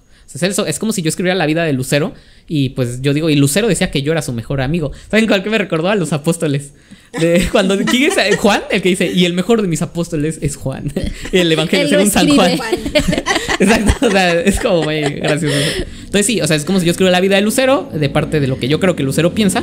No va a ser lo mismo a que Lilo escriba la vida de Lucero, ¿no? Bueno, entonces con Sócrates es exactamente lo mismo. Pero específicamente hay un punto histórico de la vida de Sócrates que hay tantas personas que presenciaron el evento que se tiene certeza con respecto a lo que sucedió. Certeza histórica. ¿Eh? Certeza histórica, que es la apología de Sócrates o la defensa de Sócrates. A Sócrates lo condenan por estar, ¿cómo se le dice cuando interrumpes? Cuando por corromper la juventud de Atenas. Tal cual lo que hacía Sócrates es decirle a los chamacos de, oye, ¿tú por qué dices que tal político es el mejor? Y él dice, no, pues porque mis papás me lo dijeron. No, o sea, dime por qué, o sea, genuinamente ¿qué tienes? Y le dice, no, pues la verdad, y los empezaba así. Él tiene una técnica que, ay, que no sé cómo se llama, pero es la de hacerte preguntas, así como de que las plantas hacen fotosíntesis. Sí, ¿qué es la fotosíntesis? Ah, no, pues es que obtienen la luz a través del sol. Ah, ¿qué es la luz? No, pues es este fenómeno físico. ¿Qué es la física? Y así, ¿no? Obviamente, de lo grande ir hasta lo más chiquito, ¿no? ¿Qué es la dialéctica? Él tenía esta parte de hacerlo de la dialéctica. Y la gente quedaba tan confundida de que te preguntaran tanto así como de ¿qué es un podcast? Ah, ¿y qué es la voz? ¿Y qué Como es el los micrófono? niños pequeños. Ah, exacto. De hecho, es lo que Sócrates decía. O sea, que sí. Los como... niños aprenden a través de la dialéctica. Exactamente. Y por eso a Sócrates le apodaron la mantarraya, porque pica y aturde. O sea, O mata, como en el caso del cazador de tiburones. o mata. Ah, no, de cocodrilos, ¿no? O mata, pero en este caso se mató a sí mismo, desgraciadamente. Entonces sí, a lo apodan la mantarraya, por esto mismo. Bueno, pues, ¿en qué momento Sócrates es condenado? En todo este momento jamás a nadie Sócrates le levantó un pero, ¿no? Hay una parte bien bonita de Sócrates en la que se ve muy vanidoso porque él va con el oráculo y le pregunta al oráculo de Delfos, oye, ¿quién es el hombre más sabio de todo Atenas? Y entonces el oráculo le dice, no hay hombre más sabio que Sócrates. Y Sócrates dice, ahora no puede ser, o sea, ¿cómo creen que yo voy a ser el hombre más inteligente? Y dice, lo voy a demostrar que es falso. Y va con los artistas y le pregunta a un artista, oye, ¿qué es el arte? ¿No? Y el artista le empieza a decir, no, pues el arte es esto. Y él se da cuenta que el artista no tiene ni la menor idea de qué es el arte, porque le empieza a decir, no, para mí el arte es hacer la mejor vasija, y la mejor vasija tiene que venderse en tal precio, así. Y él dice, oye, pero ¿qué no el arte tiene que ser expresado así, asado? Y el artista, no, y dice, a ver, ¿cómo lo explicarías con la música? Y él dice, yo no sé de música, yo solo sé de vasijas. Entonces el arte solo se enfrasca en vasija y así, ¿no?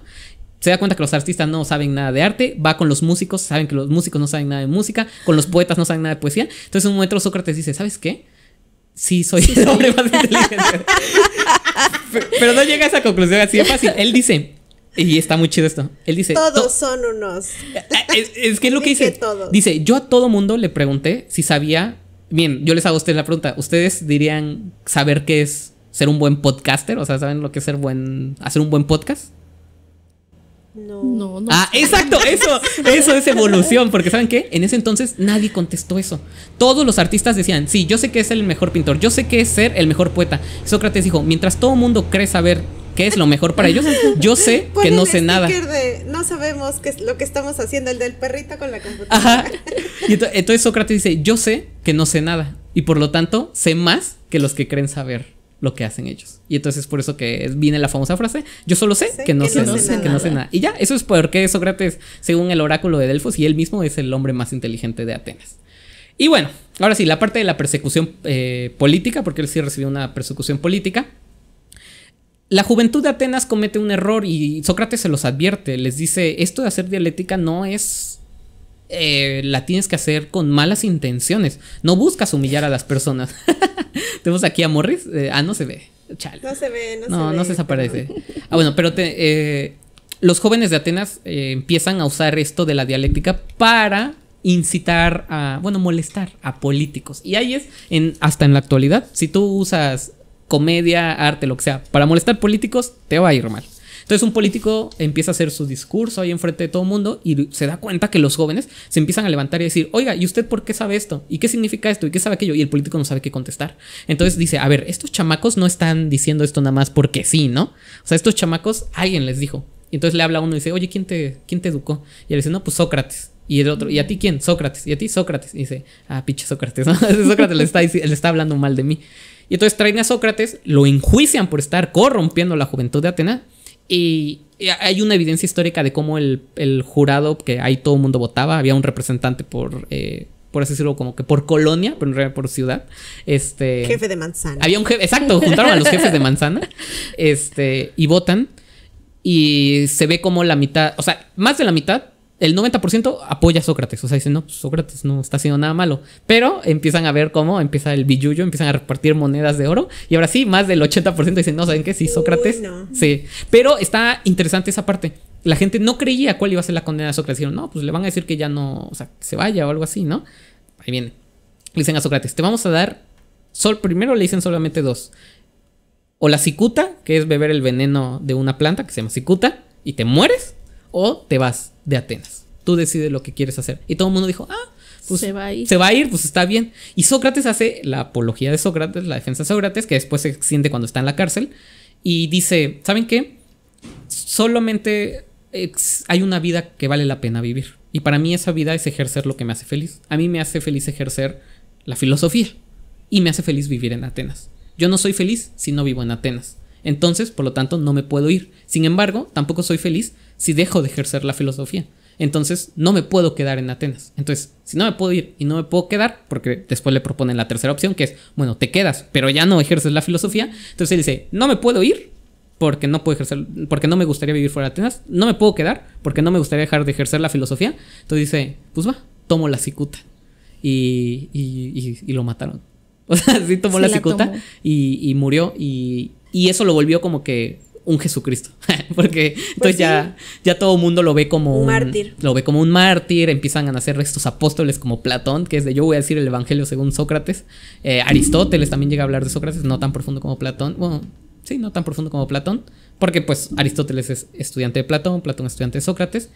Y ya, yo diría que ese es el ejemplo de filósofo o escritor perseguido más famoso. No sé si ya habían tenido oportunidad de conocer esta historia. No, ¿No? no, yo no. Ah, bueno. Y ya. Pues esa es la historia de Sócrates. ¿Y qué otro? Ya trajimos escritor perseguido religiosamente. Ya trajimos un escritor perseguido por sus pensamientos. ¿Qué vamos a tener de este lado, Lilo? A ver, yo les voy a traer un escritor perseguido en la época del fascismo español, mejor conocido como el franquismo. Y él es Federico García Lorca. Muy bueno. Yo todavía no he leído Bodas de Sangre, por eso lo tengo aquí todavía en físico. Lo pude encontrar en una venta de segunda mano. Y Federico García Lorca, él era un escritor y poeta español que, pues, al principio de su vida todo fue bien, era muy reconocido, ya tenía toda esta fama en el mundo del teatro, pero desafortunadamente pues entra este gobierno fascista a la España y empieza a perseguir. De hecho, por eso tenemos una gran migración de mentes hacia México.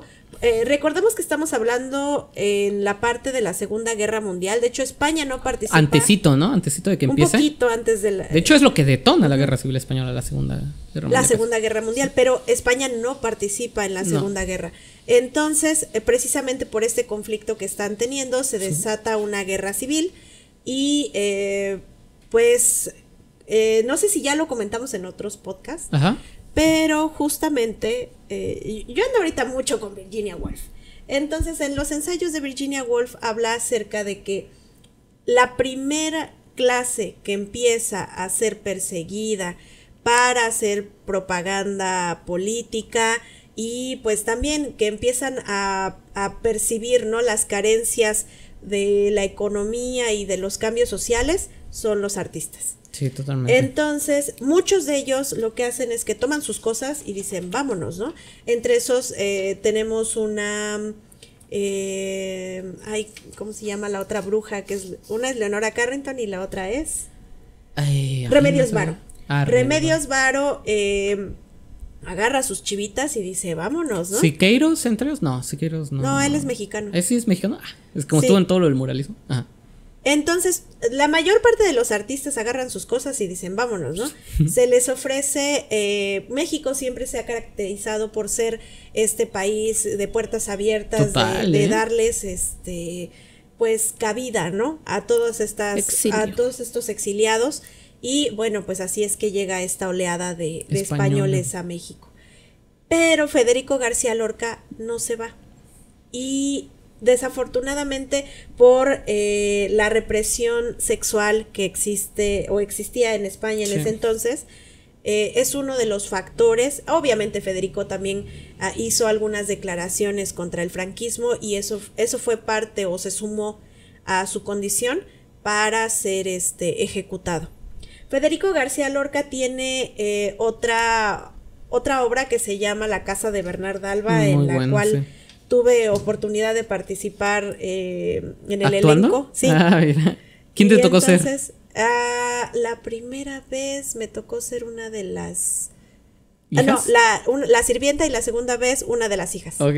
Estaba muy muy buena, la verdad. Sí. La verdad es que se los recomiendo mucho, échenselos, son cortitos. Son cortitos, entonces en un ratitito, y como está bueno el chisme, te lo echas.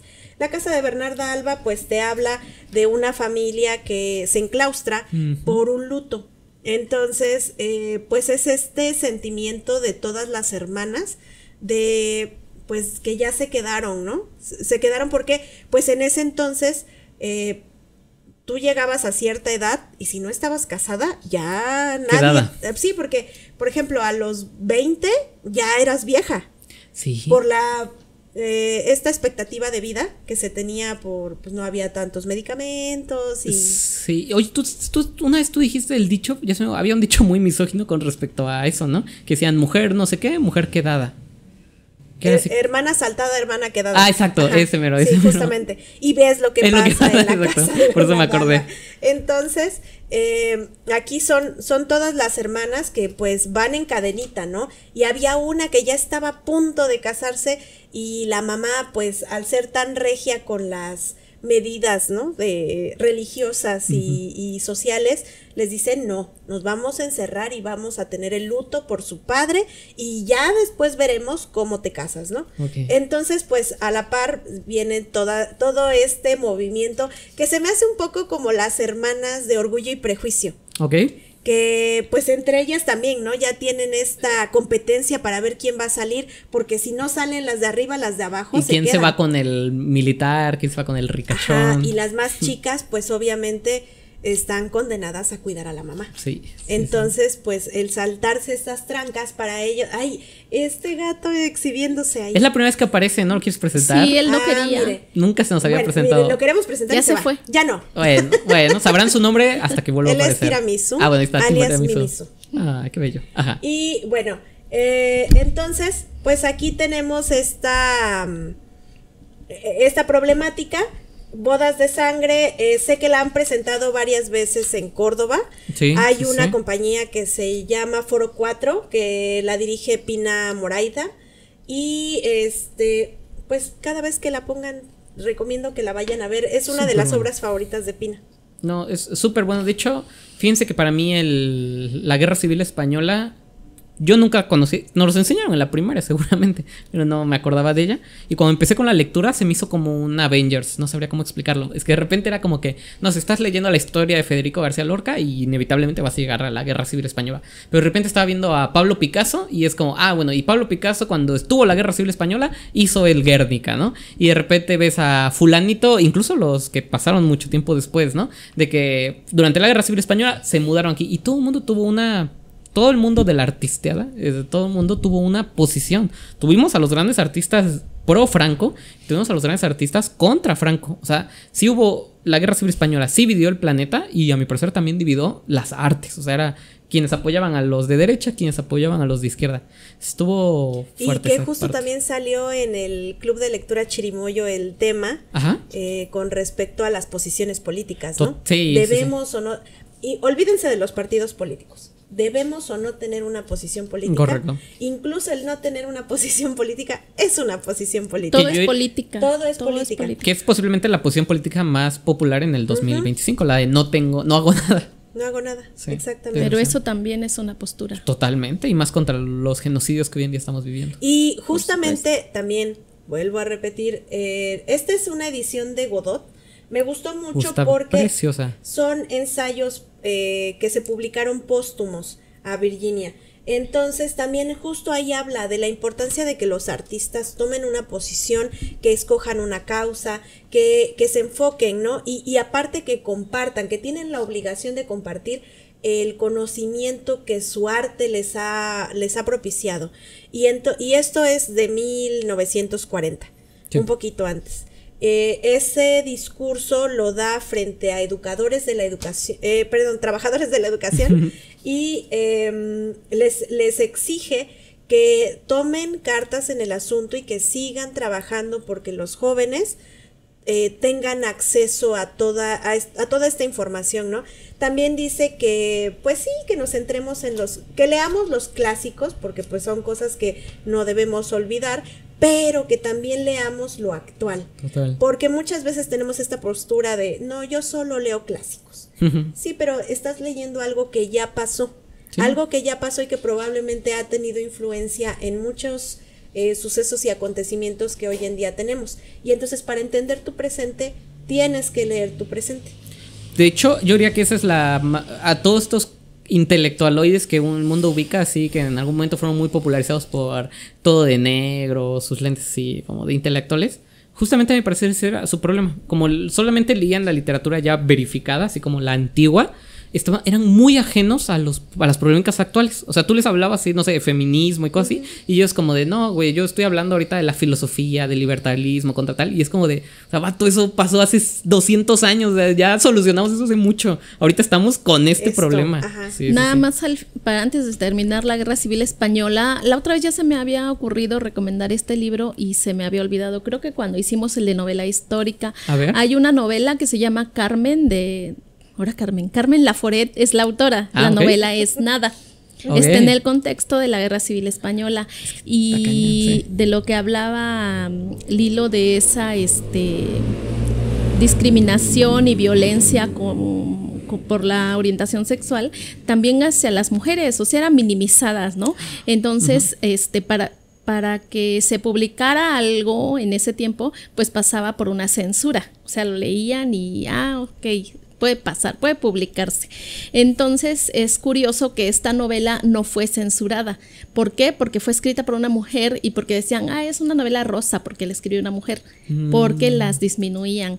Entonces no la censuraron, pero ella inteligentemente hace una crítica hacia el régimen franquista en la novela. Wow. Y tenía 19 años la escritora. Entonces sí te pone el contexto del hambre, de la pobreza y de todo lo que vivía la gente en ese tiempo del franquismo. Sí, de hecho yo me acuerdo que una de las cosas que estuve investigando cuando investigas la Guerra Civil Española, lo primero es la cantidad de armamento que se probó en la Guerra Civil Española. O sea, porque digo, hace rato dije fue el que detonó, pero no. Fue el preludio a la Segunda Guerra Mundial. Tipos de tanques, tipos de bombas que nunca se habían probado, se probaron en la Guerra Civil Española. Los estadounidenses los rusos prestaron únicamente para ver qué tanto caos podían causar, ¿no? O sea, sí me parece que la pobre España en la Guerra Civil Española fue un chivo expiatorio terrible y sobre todo por culpa de Franco. O sea, él propició que España fuese este campo de experimentos tal cual. Y ahorita no tengo los datos, pero sí me acuerdo que cuando ves los datos de la gente que murió durante la Guerra Civil Española, para aquel entonces sí fue muy fuerte. Ok, entonces García Lorca, ¿tienes la historia de cómo muere? Es ejecutado, lo fusilan. Lo fusilan. Pero creo que hasta lo fusilan por la espalda. Es que yo leí un poema, algo así. No me la sé. Hay un poema, ¿no? Que le disparan. O sea, que yo sé que habla sobre un disparo en la espalda, pero no sé si es ficción. No sé si lo fusilan de frente. Hay mucho tema con eso. Hay un cuadro muy famoso de unos españoles. De hecho, va a estar apareciendo aquí en este instante, que como podrán ver, es un fusilamiento, pero uno de ellos decide de que a mí no quiero que me venden los ojos, o sea, yo quiero que me fusilen con los ojos abiertos. Yo quiero ver, ajá, exactamente, y eso está cañón, eso está... Mira, de acuerdo con Wikipedia, ¿sí? Que yo les aconsejo que cuando les salgan estas campañas de donaciones, le den una donación a Wikipedia. Sí, total, porque la verdad es que hacen un trabajo muy fuerte. Todo esto, mantener servidores y pues sobre todo estar verificando que las fuentes que se están subiendo sean las adecuadas, porque no cualquiera puede escribir en Wikipedia, pues lleva un trabajo. O sea, nada más la renta de los servidores salen carísima. Y si tú compraras todos los libros que tendrías que usar para hacer las consultas que ya tiene digeridas Wikipedia, pues con 50 pesitos que les des al año. Y que es información bastante verificada. O sea, la gente tiene mucho el meme porque lo hicimos propicio el meme de lo buscó en Wikipedia. Pero eso de que haya un dato falso en la Wikipedia dura muy poco. O sea, tú ves el meme porque le tomó la screenshot del vato que lo editó en ese instante. Pero a los minutos ya lo quitaron. O sea, es una buena fuente, la verdad, Wikipedia. Y aparte lo están alimentando constantemente. O sea, muere un personaje y ya apareció. Sí. A veces hasta antes. Mira, aquí dice que Federico García Lorca fue asesinado por el bando sublevado un mes después del golpe de Estado. O sea, acababa de empezar el relajo del franquismo. Sí. Y esto da pie a la Guerra Civil Española. Mira, o sea, desató eso. Miren, ahorita hablando de fusilamientos, les tengo la imagen del fusilamiento que yo les estoy hablando. Ahí dice, es el fusilamiento de Torrijos. Ahí como pueden ver, el personaje... aquí el público también lo está viendo. Entonces ahí pueden ver cómo él decidió ser fusilado sin venda como todos sus demás compañeros y agarrado de la mano de sus amigos. Está muy triste Ok. Yo. Sí, la verdad estamos hablando de historias muy tristes. Sí, es difícil poner alegre el episodio, la verdad. Lucero, ¿traes otro? Sí, traigo otra también triste, que indigna y que en nuestros tiempos hasta sorprende, ¿no? A ver, ¿quién es? Traigo a una escritora nicaragüense. Yoconda Belli. Que es Yoconda Belli. Ella ha sido exiliada por su país. De hecho, le quitaron hasta su nacionalidad. Actualmente Nicaragua vive una dictadura. Y aquí es como que la triste historia del mundo. Sí. Hubo una revolución, una guerrilla, derrocaron al régimen, viene otro régimen que resultó peor. Y es el que está actualmente, el de Daniel Ortega, que es un dictador que ya tiene igual más de 40 años. Bueno, en 1979 triunfa la revolución sandinista. Yoconda Belli pues era joven en ese tiempo y formó parte de esa revolución. Okay. Fue guerrillera, ¿no? Entonces, después de que triunfa la revolución y llega pues muchos jóvenes a organizar al país, había mucho entusiasmo en el país, felicidad, que todo iba a cambiar. De hecho, esta novela, La Mujer Habitada, es un poco, narra ella un poco de su experiencia, aunque es una ficción, porque es una ficción, pero sí pone un poco de lo que ella vivió, porque estaba de una joven arquitecta que recién se graduó, iba a empezar a trabajar en Nicaragua y la empiezan a invitar al movimiento y entonces se empieza a involucrar en las guerrillas y en todo esta te narra un acontecimiento que están planeando los rebeldes contra el gobierno, porque el régimen que estaba era una familia, que es la familia Somoza, que ya tenían 40 años gobernando, el hijo, el papá, y así nada más se lo iban pasando. Esa familia, cuando por los 70s, 80s, se decía que tenían una fortuna de hasta $1,000 millones. O sea, de todo, cómo se enriquecieron todo ese tiempo con empresas y porque se iban pasando el poder nada más entre familia. Entonces, pues desde los 60 se empieza a ver rebeldes y grupos que se empiezan a organizar y todo eso, pues como era una dictadura, pues había represiones, censuras y todo lo que pasaba. Van organizándose cada vez más y hay un acontecimiento que ocurre en 1974, que se organizan los guerrilleros, ya tienen apoyo y cada vez han ido haciendo más, han ido progresando. Entonces secuestran a un funcionario público, uno del gabinete, y para esto tienen presos políticos. Logran hacer un trato y logran que les liberen a uno de esos presos políticos, y entre ellos está Daniel Ortega. Que era un revolucionario y todo, y es el que después fue presidente y que sigue siendo presidente, ahorita el dictador de Nicaragua. Órale. Y bueno, esa es la triste historia de Nicaragua, ¿no? Que después de estar en una dictadura hay una revolución. Y terminaron entrando en otra. Y terminan entrando en otra dictadura que también es represora y todo. Entonces, en 2021... Yoconda Belli sale de Nicaragua, o sea, después de todo este tiempo, aunque ya está el régimen, pues ella entra y sale del país, sigue siendo oposición, pero pues ella puede entrar al país. Pero en 2021 se encrudece el régimen y empiezan a encarcelar a intelectuales, a artistas y opositores, porque va a haber elecciones y a todos los candidatos que van a oponerse a que vuelva a quedar ese partido político, los empiezan a encarcelar, a armar casos. O sea, imagínense que en Nicaragua no está prohibido hasta usar la bandera nacional. Solo pueden usar la del partido político en el poder. O sea, decomisaron todas las banderas. Ni siquiera pueden sacar una bandera. Qué fuerte. Bueno, en agosto hubo una nota de que habían militarizado ya la frontera. 15 kilómetros de frontera, me imagino que para que no salga la gente. Sí, y que de hecho creo que una de las cosas que más causa indignación es esa justo que mencionas de que la familia que había conseguido $1,000 millones, ¿habías dicho? Justamente tengo un amigo de San Cristóbal de la Casa de Chiapas y nosotros pues, podemos visitar muy fácil el puerto de Veracruz y pensar que tanto Chiapas como Veracruz en el último índice de pobreza de estados nos encontramos dentro de los últimos 5. No sé si sabían que los 5 estados más pobres de México son Veracruz, Puebla, Chiapas, Guerrero y Oaxaca. No, y Oaxaca. Somos los 5 estados más todos en el sur, ¿verdad? Y pensar que hay familias de políticos que tuve su casota ahí en el puerto, así que ocupa más de media manzana enfrente de la playa. En San Cristóbal de las Casas también él me comentaba que hay una familia muy famosa que tiene un casononón, etcétera.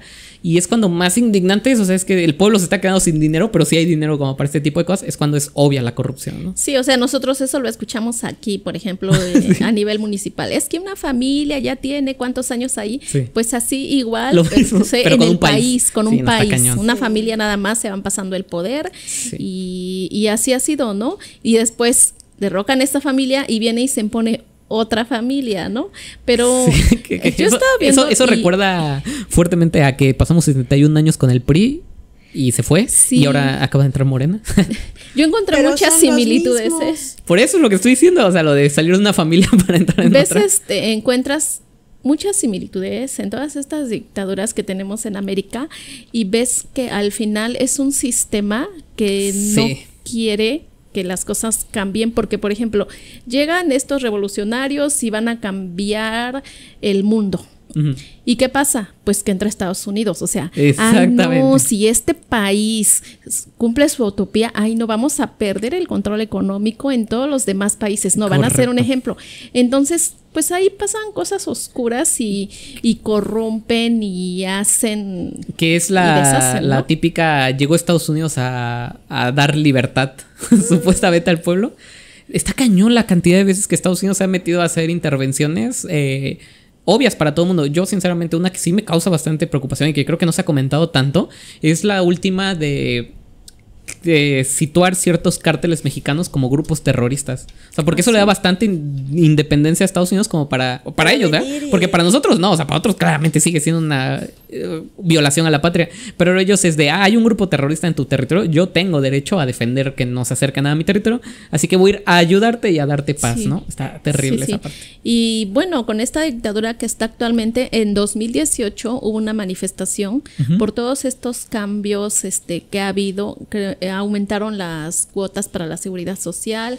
Entonces hubo una manifestación, estamos hablando de 2018, y fue reprimida y murieron entre 300 y 400 personas. O sea, sí. Imagínate, a partir de aquí fue como que últimamente ya Estados Unidos como que dijo, yo ya me quito, ¿no? Sí, yo ya no tengo nada que ver con eso. Pues ya causó inestabilidad, ya me retiro y aprovecha el book. Y bueno, ya lo hemos comentado en otros podcasts, tenemos que estar conscientes de que en este nuevo gobierno se están dando ciertos factores que son peligrosos. Sí. Y uno de ellos es la represión a la libertad de expresión. Sí. Ya lo habíamos comentado con la diputada Dato Protegido. Y grábense ese nombre, es Diana... Ay, pa' colmo mi topo.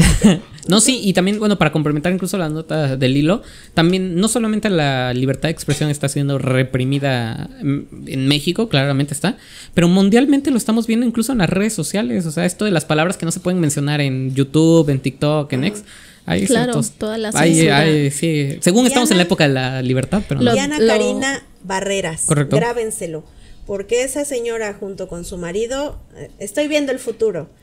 Están por colarse en algún puesto grande. Totalmente. Dicen que los quieren poner para gobernadores. Entonces, es que no me acuerdo de dónde es. No sé si son de Sinaloa o de... Lo bueno es que fíjate que sorprendentemente los pueblos del norte de México han tenido un gran avance político. O sea, en el sur era más común que pudiéramos Sonora. quitar a los políticos que tenían gran tiempo. Oaxaca fue un gran ejemplo, quitó al PRI, fue el primer gobierno en quitar al PRI después de tanto tiempo hegemónico. Pero últimamente los estados del norte han tenido mucho este avance de ser más conscientes. Lo vemos porque incluso en el norte, Monterrey es el único que no que es el bastión de, por así decirlo, movimiento ciudadano. No estoy diciendo que sea bueno, solo estoy diciendo que es sorprendente pensar que en un pueblo en el que está completamente gobernado por dos partidos políticos, de repente aparezca movimiento ciudadano, ¿no? Entonces, a mí se me hace que estudien, sobre todo que estén atentos a sus líderes políticos allá en el norte del país y que continúen. Y bueno, yo ahora les traigo a Elena Garro. Elena Garro es una escritora mexicana que durante mucho tiempo fue silenciada. Y bueno, ya hablamos de que estamos en 2 de octubre, que sí, no se olvida. Y Elena Garro fue una de las primeras intelectuales en decir, el grupo intelectual está usando a los estudiantes, sí, porque el grupo intelectual promueve ciertas ideas, ideología, sí, pero están asusando a los estudiantes para que pues ellos no se vean manchados. Y fue lo que sucedió. Al final de cuentas, quienes pagaron los platos rotos fueron los líderes estudiantiles, los que tenían como que pues el mando, ¿no? Y entonces estos líderes estudiantiles buscan en su momento acomodar a los estudiantes de acuerdo a estas ideas del socialismo que estaban muy en auge y en boga en esa época, porque también ahí el Partido Comunista también tuvo cosas que ver, pero pues los líderes del partido se hicieron a un lado y dejaron a estos chavos.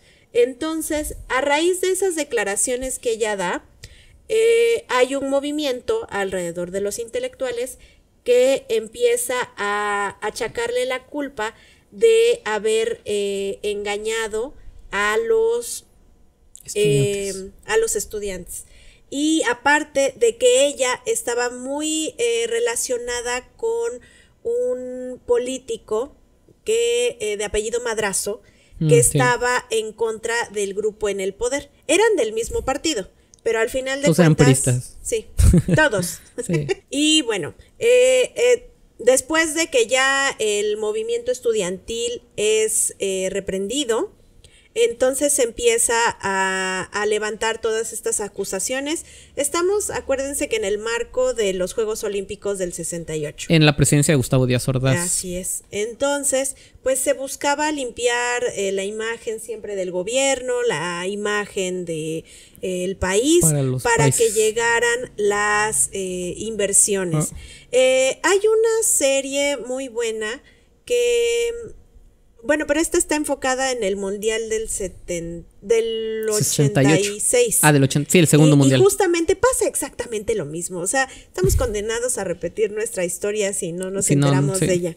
Y bueno, el caso es que Elena Garro escribe una serie de cuentos. Es una fabulosa cuentista. Ella inicia su carrera con... ¿Teatro o no? Eso es después. Con teatro, ¿Ah, sí, efectivamente. Pero, pues obviamente muy joven es obligada a casarse. ¿Por qué? Porque ella en una entrevista cuenta cómo Octavio Paz la engaña y así se la lleva a la... De hecho, la suben, prácticamente es un rapto. La suben al coche sin decirle nada y cuando llega ya están en el registro civil. Y es fírmale acá, mi reina. Entonces... ella narra que pues en ese momento pues ella no tenía ni idea, ¿no? Era una niña de casa, era una niña a la que pues sí, a lo mejor no tenía la mejor posición económica, pero los papás siempre habían tomado todas las decisiones por ellas. Ya. Entonces al momento de que ella llega al matrimonio, pues va con esta visión infantil y... Idealizada, ¿no?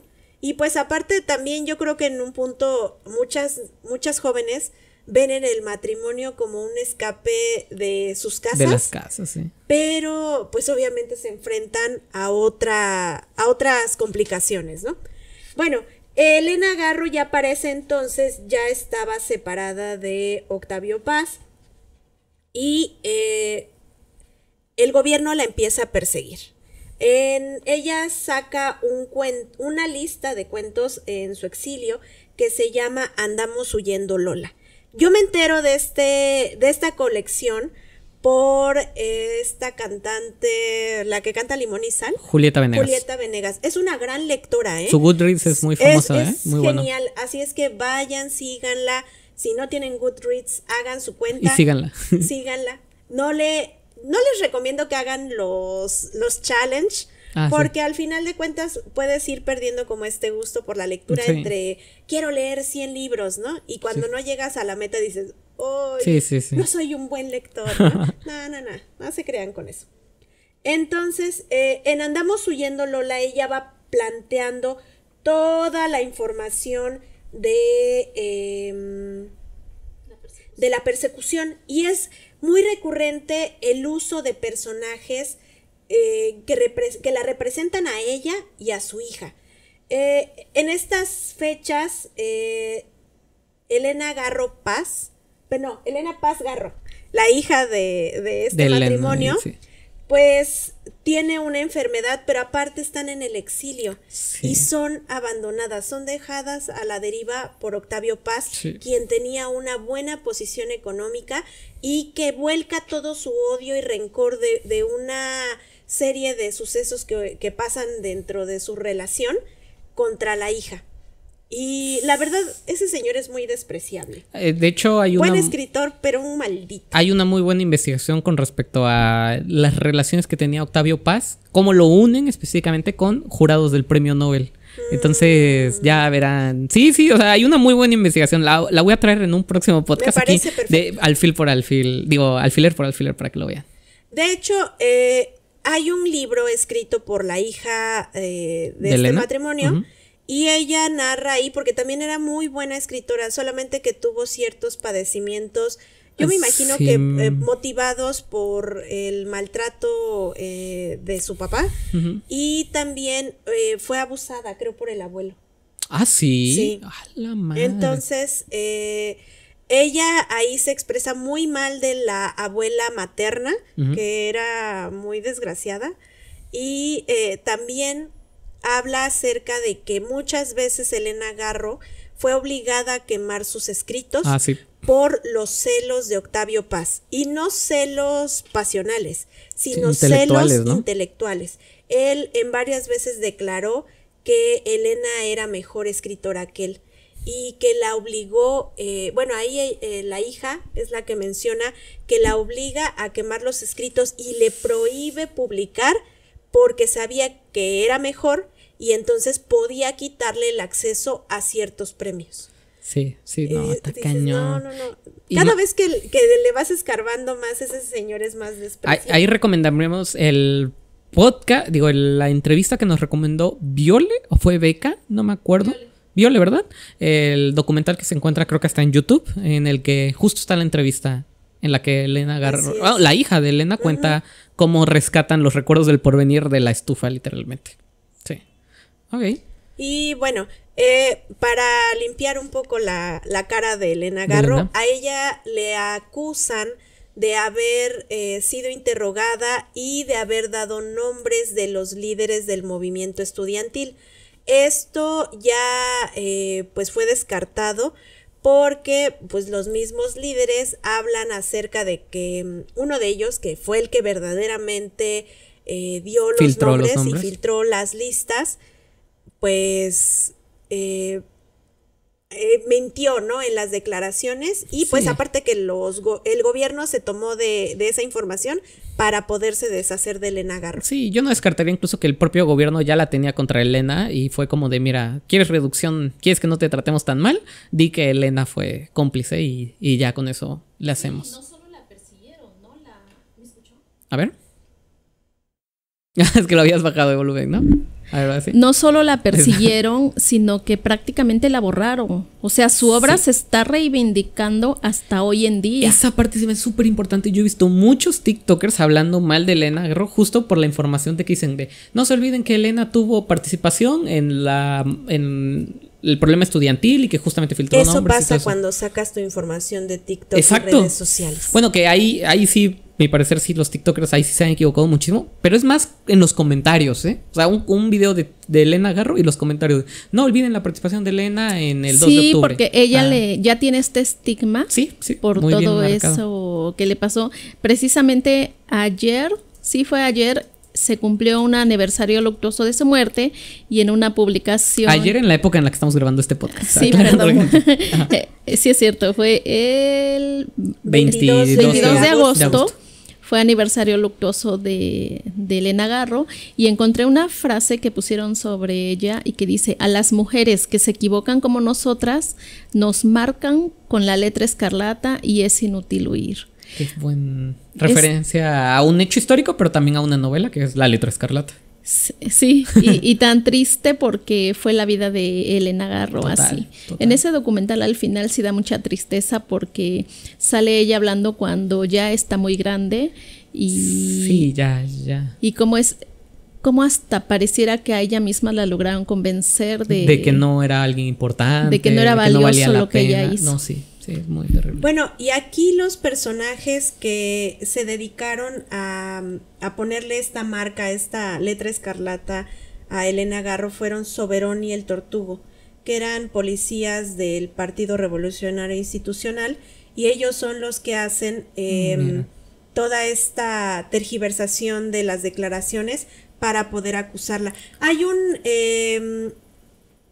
un documento que rescata El País en una nota que fue publicada el 12 de octubre del 2024 y pues si quieren les podemos poner ahí la información para que vayan a consultarla. Que ahí me parece importante justo como estábamos viendo lo de que hoy en día se puede estar atacando el derecho a la libertad de expresión, pero me parece que sinceramente creo que como mundo, o sea no como país sino como mundo, las redes sociales han permitido un poquito más la libertad de poder exponer actos injustos. O sea, de que ya si hoy en día ves que un policía está golpeando a alguien injustamente, hay 1000 celulares que lo pueden grabar.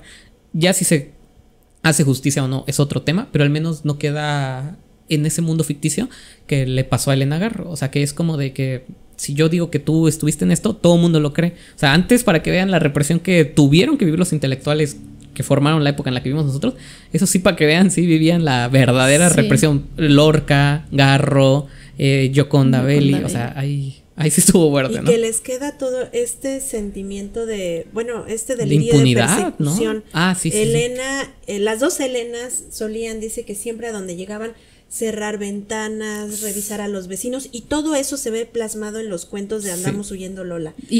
Y en el tiempo en el que pasó la tiraban por loca. No, o sea, le decían que eso no era cierto, que ella se lo estaba imaginando. Siempre nos ha pasado. O sea, una mujer que empieza a perder los estribos está loca.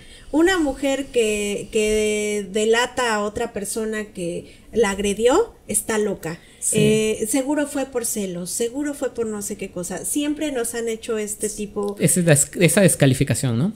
Sí. Y bueno, ya nada compartirnos más. Sí, ya nada más para cerrar, de Gioconda Belli, pues hablamos de estos escritores perseguidos, ¿no?